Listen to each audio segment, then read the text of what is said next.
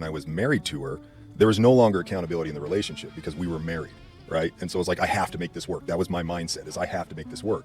And so it started off with just disrespect and me tolerating it. So if you don't address it right away, and if there's not real consequences to it, it will start to become normalized. And then it will go further and further until there's a line drawn. So I tolerated disrespect at first. I tolerated nonsense. I thought that's what I was supposed to do. There's no divorce in our family. We take care of stuff. You work at something hard enough and long enough, you'll figure it out. So I was in it to win it, sort of thing. Like, that was where my mindset was at. But I would tolerate crap from her all the time. And then that grew into physical abuse. And I'll just tell you one story, dude. This is just absolutely crazy. Like, maybe guys, this will validate other guys out there. The reality of pain in marriage. God sees the hurt. This is why he gave you this word. He understands it.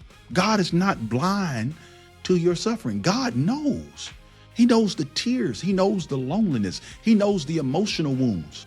Because Christ himself suffered unjustly as well. But Christ is the ultimate example of endurance. But I want you to know that nothing we endure compares to the cross. And so that leads me to tell you about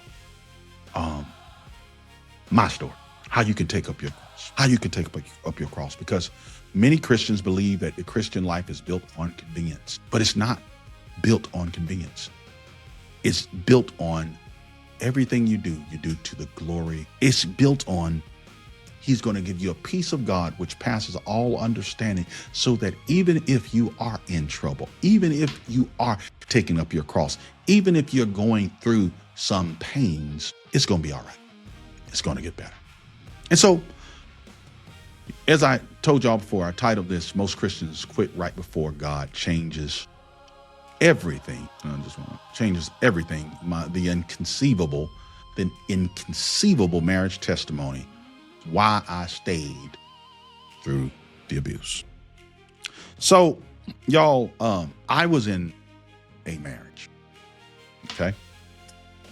And from almost day one, literally, almost from day one, I was being slowly, methodically, meticulously,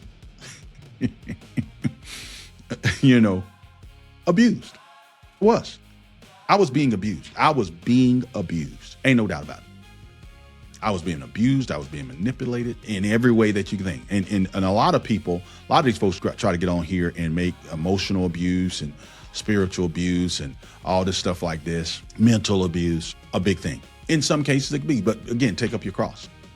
But physical abuse and verbal abuse, those are some very, very serious things. Because somebody's putting hands on you or somebody is calling you out your name.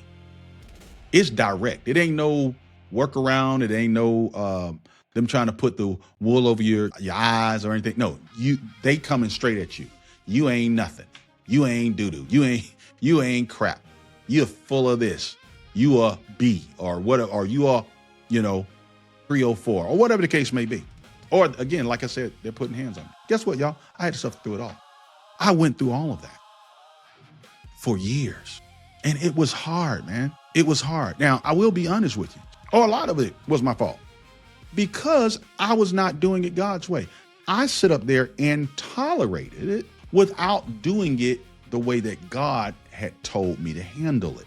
And so I was enduring all this pain, all of this suffering, all of this abuse, when actually if I had put into action God's way earlier, the deliverance actually would have come much earlier. I believe that.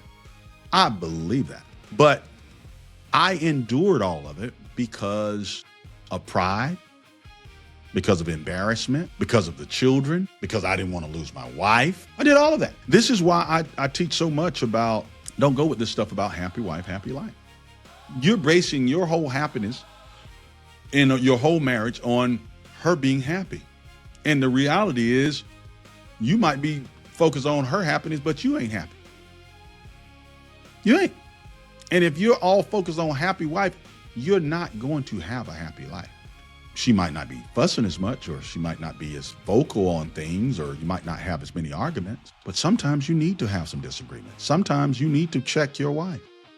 With some wives, it's a lot of times you need to check your wife. You do. You cannot just sit up here and put up with just blatant abuse and not do anything. But so I'm not saying don't do anything. I'm just saying don't do what the world says to do. The world says divorce. I'm saying, no, don't do that.